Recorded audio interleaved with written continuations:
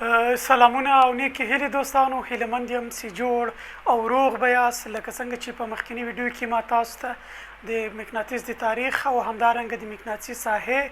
او مقناطیسي ساحې د خطونو په اړه باندې لاندې معلومات شریک کړي وو،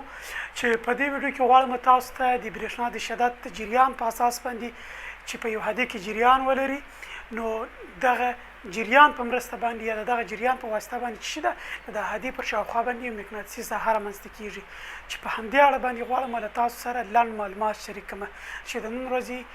موضوع ده د برېښنا د جریان مقناطیسي اغېزې. راځم موضوع ته. لومړی غواړم چې تاسو ته دغه مقناطیسي اغېزې په یو مقناطیس کې وښیم، وروسته بیا راځم د برېښنا د جریان یا د برېښنا د شدت د جریان په واسطه باندې چې کومه مقناطیسي ساحه رامنځته کېږي، غواړم تاسو ته یې وښیم چې څنګه دغه ساحه د یو هدې پر شاوخوا باندې رامنځته کېږي. راځم موضوع ته. لومړی غواړم تاسو ته د یو مقناطیس پر شاوخوا باندې د مقناطیسي ساحه د یو قطب ښودونکي آلې په مرسته باندې تاسو ته وښیم. تاسو پوهیږئ کله چې موږ تاسو دغه قطب ښودونکي آله یا عقربه چې موږ تاسو ورته کمپس هم وایو، که چیرې موږ تاسو دغه په عادي حالت کې پر ځمکه باندې کښېږدو، دغه موږ ته د ځمکې شمالي او جنوبي قطب راښیي. خو که چیرې موږ دغه قطب ښودونکي څو دانې آلې راواخلو د یو مقناطیس پر شاوخوا باندې کښېږدو، نو په دې شکل سره به دغه قطب ښودونکي آله چې ده دغه ستن چې پکښې کې وجود لري، چې دغه مقناطیسي ستن پکښې کې ده، دغه به انحراف وکړي. انحراف یعنې په دې معنا باندې چې دغه به خپل موقعیت ته تغییر ورکړي، په دې شکل سره دا به انحراف وکوي. نو دا ځکه چې کله په آزاده فضا کې کله چې موږ یو عقربه یا دغه قطب ښودونکي آله کښېږدو، دا خپل ځان په اتومات ډول یا په عادي حالت کې خپل ځان د ځمکې شمالي او جنوبي قطب ته برابروي. خو که چیرې دا موږ راواخلو د یو مقناطیس څنګ ته یا د مقناطیس شاوخوا څو دانې دغه قطب ښودونکي آلې کښېږدو، نو بیا به وروسته دغه موږ تاسو ته د هغه د مقناطیسي ساحې مطابق خپل جهت شي کې تعین کړي یا موږ تاسو ته راوښیي. د مثال په ډول باندې دا یو مقناطیس ده چې شمال او جنوب قطبونه لري. د دې شاوخوا موږ غواړو چې څو دانې دغه قطب ښودونکي آلې ځای پر ځای کړو.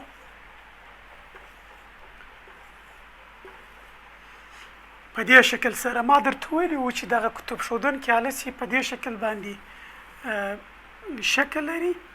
یا په دې ډول یو وسیله ده چې په دې کې یو مقناطیسي ستن وجود لري چې دلته موږ ته شمالي او جنوبي قطبونه د ځمکې راښیي. همدارنګه د دې وسیلې په مرسته باندې موږ تاسو څلور خواوې د ځمکې هم پیدا کولی سو یا د یو موقت څلور خواوې هم پیدا کولی سو. او نو په عادي حالت کې دغه وسیله چې ده یا دغه قطب ښودونکي وسیله چې ده دا په عادي حالت کې دغه خپل جهت چې ده د ځمکې شمالي او جنوبي قطب ته برابروي. خو که چیرې دغه آله موږ راواخلو یا دې ته ورته څو دانې آلې راواخلو د یو مقناطیس پر شاوخوا باندې یې کښېږدو، نو به د دغه مقناطیسي ساحې اغېزې به پر دې عقربه باندې څه وي؟ هغه اغېزې به دا وي چې دغه عقربه هر یوې چې ده د دغه مقناطیس د مقناطیسي ساحې مطابق خپل جهت چې ده برابر کړي. مثلا دغلته چې موږ کومه عقربه یا دغه قطب ښودونکې وسیله ایښې ده، دا به خپل جهت په دې شکل سره چې دی د دغه مقناطیس د ساحې مطابق برابر کړي. دا به په دې شکل سره، دا به په دې شکل سره، دا به په دې شکل سره، دا به په دې شکل سره، دا به هم په دې شکل سره، بالاخره دا به په دې شکل سره. دا هر یو چې ده هر یو ځان ته یو جهت موږ تاسو ته راښیي. دا ځکه چې کله چې موږ دغه عقربه راواخیسته، دغه قطب ښودونکې وسیله مقناطیسي ساحې ته داخله سوه، نو په دې شکل سره د دغه قطب ښودونکې وسیلې دغه ستنه چې ده د انحراف وکړي. انحراف په دې معنا چې د خپل موقعیت ته تغییر ورکړ یا خپل جهت ته تغییر ورکړل. یعنې په دې حالت کې موږ ته جنوب او شمال قطب د ځمکې راښوده، خو کله چې موږ د یو مقناطیس څنګ ته کښېښودل یا د مقناطیس پر شاوخوا باندې د مقناطیسي ساحې تر اغېزې لاندې راغله، وروسته یې خپل جهت د همدغه مقناطیسي ساحې مطابق چې کوي برابر کړي. که چیرې موږ دغه ټولې وسیلې یو له بل سره په دې شکل وصل کړو، مثلا دغسې، نو دا به موږ ته دغه مقناطیس چې دی د مقناطیسي ساحې د خطونو په شکل باندې موږ ته چې کوي راوشي. نو یو مقناطیسي ساحې خطونه موږ تاسو ویلي وو چې له شمال څخه راوځي جنوب ته ځي. نو دلته هم که چیرې موږ دغه د عقربې هر جهات موږ یو له بل سره وصل کوو، موږ ته به په مجموع کې څه شي دی د مقناطیسي ساحې خطونه راکړي، یا به مقناطیسي ساحه په دې شکل سره موږ تاسو د مقناطیس پیدا کړو چې دا په مقناطیس کې وه. مثلا مخکې له دې څخه موږ یوازې په دې پوهېدلو چې یوازې که چیرې یوازې مقناطیس یا د مقناطیسي ساحه د یو قطب ښودونکې وسیلې د اغستن څه شي ده انحراف کوي، یا دغه قطب ښودونکې وسیله څه شي ده انحراف کوي. خو له دې څخه وروسته په 1820 میلادي کال کې یو فزیک پوه چې د هینس کریشین په نامه یادیږي، دغه فزیک پوه یو تجربه ترسره کړله چې د دغې تجربې په نتیجه کې ده دا وویله چې موږ یوازې دغه قطب ښودونکې وسیله یوازې د مقناطیسي ساحې په وسیله باندې په حرکت نسو راوستلی، بلکې که چیرې موږ دغه قطب ښودونکې وسیله د یو حدید څنګ ته کښېږدو چې په هغه حدید کې د برق د شدت جریان وجود ولري، نو دغه قطب ښودونکې وسیله به څه وي انحراف وکوي، یعنی د دې د اغستن چې ده دا په دې شکل سره انحراف وکوي، یا به خپل موقعیت ته تغییر ورکړي، یا به خپل جهت ته تغییر ورکړي. یعنی په دې معنا باندې چې یعنی دغه د برق جریان چې په یو هډیک یا په یو وایر کې یا په یو کیبل کې جریان لري، دا دغه کیبل پر شاوخوا باندې شته مقناطیسي ساحه تولیدوي. نو په دې صورت کې که چیرې موږ دغه قطب ښودونکې وسیله راواخلو، د دغه وایر یا کیبل څنګ ته یې کښېږدو یا تر دې کیبل لاندې کښېږدو، تاسو به ووینئ چې د دغه قطب ښودونکې وسیلې دغه مقناطیسي ستن به انحراف وکړي په دې شکل سره، یعنی جهت ته یا موقعیت ته به تغییر ورکړي. لکه څنګه چې ما درته وویلي ول چې دغه قطب ښودونکې عقربه یا وسیله په عادي حالت کې موږ ته جنوبي او شمالي قطب راښایي د ځمکې، خو که چیرې موږ دغه د یو وایر یا د مقناطیس څنګ ته کښېږدو، دا به دغه خپل جهت د دغه مقناطیسي ساحې مطابق برابر کړي. که هغه چیرې موږ تاسو د یو مقناطیس څنګ ته کښېږدو، یا یې هم د برېښنا د یو کیبل یا وایر لاندې یا څنګ ته څه کړو ځای پر ځای کړو، نو دا به څه وکوي، دا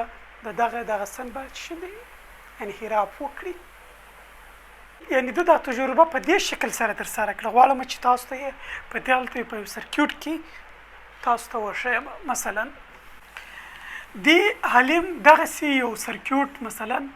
دا یو سرکیوټ ده، په دې سرکیوټ دغه وایر لاندې د یو عقربه یا دغه قطب ښودونکې وسیله کښېښودله،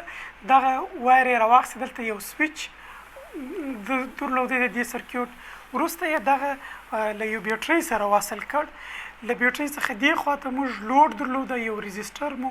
په دې برخه د سرکیوټ کې مو څه یو ريزسټر یا لوډ درلوده. دغه سرکیوټ موږ څه د له بیټرۍ سره بسته کړ. کله چې دغه سویچ آن کړ یا یې دغه سویچ کلوز کړ، نو په دغه سرکیوټ کې څه وه، په دې ډایرکشن باندې دغه د برق شدت یا د برق جریان څه د جریان پیدا کوي. تر دغه وایر لاندې دغه د قطب ښودونکې وسیله ځای پر ځای کړله چې په عادي حالت کې موږ ته شمالي او جنوبي قطب راښایي، خو کله چې دغه سویچ د آن کړ یا دغه سویچ د آن کړ، نو د چشکو په دې سرکیوټ کې د برېښنا جریان صورت پیدا کړ. نو په دې صورت کې دغه عقربه تر دغه وایر لاندې ایښوله، دې چې د په دې شکل سره انحراف وکړ، یعنی په دې شکل سره یې خپل موقعیت ته تغییر ورکړ، یعنی په دې شکل سره دغه د قطب ښودونکې وسیلې انحراف وکړ، یعنی دغسې خپل جهت ته تغییر ورکړ. نو له دې څخه وروسته دا نتیجه لاسته راوړه چې مثلا موږ مخکې له دې یوازې په دې پوهېدلو چې دغه قطب ښودونکې وسیله یا عقربه که چیرې یا موږ راواخلو د مقناطیس ته یې نږدې کښېږدو، دا خپل دغه څه کوي انحراف کوي یا په حرکت راوستلی شي یا خپل جهت ته تغییر ورکوي. خو وروسته په 1820 میلادي کې دغه هینس کریشین فزیک پوه دا تجربه ترسره کړله چې ګواکې موږ تاسو یوازې دغه قطب ښودونکې وسیله څه ده، دا د مقناطیس ته په نږدې کولو سره په حرکت نسو راوستلی یا جهت ته تغییر نسو ورکولی، بلکې دا د برق د جریان په واسطه باندې هم څه ده په حرکت راځي یا چې د خپل موقعیت ته تغییر ورکوي یا انحراف کوي. نو د تجربه چې کړله یو سرکیوټ یې جوړ کړ. په دې سرکیوټ کې مثلا دې خواته یو ريزسټر یا بلب پاتې شو، یو چراغ یې وصل کړ. دلته دا له بیټرۍ سره وصل کړل. وروسته کله چې په دغه سرکیوټ کې د برق جریان سرعت پیدا کړ، د یو دغه کتب ښودونکي اقربا یا وسیله یې راواخیستله چې موږ تاسو کمپس هم ورته وایو، دغه د کوبلنما غوندې چې ده، دا یې راواخیسته، تر دغه وایر لاندې یې کښېښودله چې دغه چې شو په حرکت باندې راغله یا انحراف وکړ. لکه څنګه چې ما درته وویله په دې حالت کې دغه شمال و جنوب موږ ته راښایي، خو کله چې دغه د برق جریان له دغه وایر څخه تېرېده نو موږ دغه وسیله تر دې وایر لاندې کښېښوده، نو دغه د برق د جریان په صورت کې دغه عقربې خپل جهت ته څه ورکړ، جهت ته تغییر ورکړ یا یې انحراف وکړ په دې شکل سره. نو له دې څخه وروسته دغه عالم دې نتیجې ته ورسېدلو چې د برېښنا د جریان د شدت په اساس باندې په یو هادي کې چې شي ده د یو هادي پر شاوخوا باندې مقناطیسي ساحه رامنځته کېږي، چې د دې مقناطیسي ساحې دپاره د دا تجربه هم ترسره کړله چې تاسو یې هم کولی شئ په اساني سره دا تجربه په خپله ترسره کړئ. چې له دې څخه وروسته دوی څو نورې مهمې نکتې هم وړاندې کړلې. هغه دا ولې ده وویله ول دغه د کتب ښودونکې وسیله چې کله انحراف کوي، مثلا لکه څنګه چې ما درته وویل یا له شمال څخه جنوب ته یا له جنوب څخه شمال ته په دې شکل سره چې ده انحراف کوي. دغه انحراف چې ده دا وایي مستقیمې اړیکې لري د دغه کرنټ له ډایرکشن یا جهات سره. که چیرې موږ د کرنټ جهت یعنی په دې حالت کې کله چې موږ بیټرۍ مثبت او منفي په دې شکل بسته کړي وو چې د کرنټ جهت په دې شکل سره و، یعنی په دې شکل سره و، نو دغه چې و دغه دغه کتب ښودونکې وسیلې دغه ستنې په دې شکل سره انحراف کاوه. خو که چیرې موږ دغه مثبت ټرمینل او منفي ټرمینل د بیټرۍ چې کو سرچپه کو یا تغییر کو یا دغه ټرمینلونه یو له بل سره چې کو تغییر ورکړو، مثبت او منفي ته وتړو، یعنی یو له بل سره چینج کو، په دې صورت کې به دغه د کرنټ یا د برق د شدت جهت په دې شکل سره به شوي د برق د جریان شدت په دې شکل سره. نو په دې صورت کې به بیا دغه د کتب ښودونکې وسیلې دغه ستن به په دې شکل سره انحراف وکړي، یعنی دغه د ستن انحراف چې ده دا مستقیما د دغه برق د شدت د جریان له جهت سره چې د اړیکې لري. کله چې موږ دغه ټرمینلونه یو له بل سره بدل کړل، یعنی دلته د برق جهت برق جهت په وایر کې چې ده تغییر ورکړ، نو دغه انحراف هم چې ده تغییر ورکړ. یعنی که چیرې موږ په یو له مثبت څخه منفي ته دغه د برق جریان حرکت درلودی، نو بیا د شمال څخه جنوب ته دا انحراف کوي، او که موږ له مثبت څخه منفي ته د سرکیوټ د برق د شدت جریان په دې شکل سره و چې له مثبت څخه منفي ته په سرکیوټ کې جریان درلودی، نو بیا دغه د کتب ښودونکې وسیلې دغه ستن چې ده دا له شمال څخه جنوب ته انحراف کوي. خو که چیرې دا له منفي څخه مثبت ته او که چیرې دا له منفي څخه مثبت ته بیا له جنوب څخه شمال ته چې ده انحراف کوي په دې شکل سره. دا یو. دوهمه دا نکته وایي دغه انحراف چې ده دغه انحراف یا دغه ستنې دغه سرعت چې ده که په کوم سرعت سره چې ده په حرکت راځي یا تغییر کوي یا په انحراف سره دغه قطبي وسیله راځي، دغه حرکت یا سرعت دغه وسیلې دا مستقیما هغې چې ده اړیکې لري د دغه برق د شدت له جریان له مقدار سره. څومره چې د دغه برق د جریان مقدار زیاتېږي په همغه اساس باندې دا په دغومره مقدار سره یا په دغومره سرعت سره چې ده حرکت کوي، چې دا بله اړیکه وله. له دې څخه وروسته ده له دغه تجربې څخه دا نتیجه لاسته راوړه چې دغه الکتریسیټي یا برېښنا او مګناټیزم چې ده دا یو له بل سره تړلي دي او یو له بل سره اړیکې لري، یو له بل سره ارتباط لري. نو له دې څخه وروسته په ساینس کې د الکترومګناټیزم په نامه باندې یو برانچ رامنځته شو. یعنی له 1820 میلادي څخه مخکې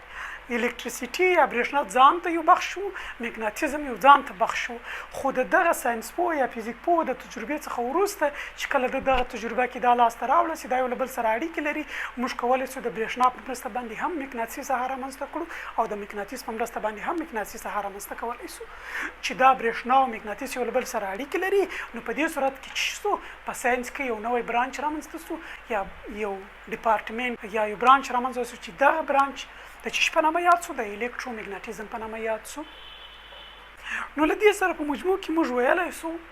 چې که چیرې موږ د یو کتب ښودونکي عقربې یا وسیلې دا په دوه حالت کې چې ده د دې دغه ستن انحراف کوي. یو که چیرې موږ د مقناطیس څنګ ته کښېږدو انحراف کوي، بل که موږ چیرې د هغه وایر یا کیبل څنګ یا کښته کښېږدو کوم کې چې د برق جریان یا شدت جریان ولري یا وجود ولري، دا چې د دې داستان انحراف کوي. نو په دې سره موږ دې نتیجې ته ورسېدو د برېښنا د جریان یا شدت چې په یو هډیک کې یو وار یو کیبل کې وجود لري، هغه د دغه کیبل پر شاوخوا باندې چې ده مقناطیسي ساحه رامنځته کوي. فرض کړئ مثلا دا یو کیبل ده،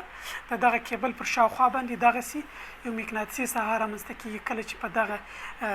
وایر کې چې شوي د برق جریان یا شدت جریان ولري، چې دا ولان معلومات د برق د جریان د مقناطیسي اغیزې په اړه باندې چې څنګه د برېښنا جریان د یو هدي پر شاوخوا باندې مقناطیسي ساحه رامنځته کوي. خدای دې وکړي چې تاسو یو څه ورڅخه زده کړي وي. دغه معلومات له خپلو دوستانو ملګرو سره شریک کړئ تر څو دغه معلومات زیاتو خلکو ته ورسیږي. همدارنګه زموږ د یوټیوب چینل در سره سبسکرایب کړئ تر څو دغه ویډیو او معلومات زیاتو خلکو ته ورسیږي. همدارنګه خپل دوستانو ملګري مو زموږ د یوټیوب چینل ته را دعوت کړئ تر څو دغه د یوټیوب د چینل دغه د ګډونوالو شمیر زیات سي. د معلوماتو په رسولو کې به مو راسره مرسته کړې وي. ډېره مننه دوستانو، ښه وخت ولرئ.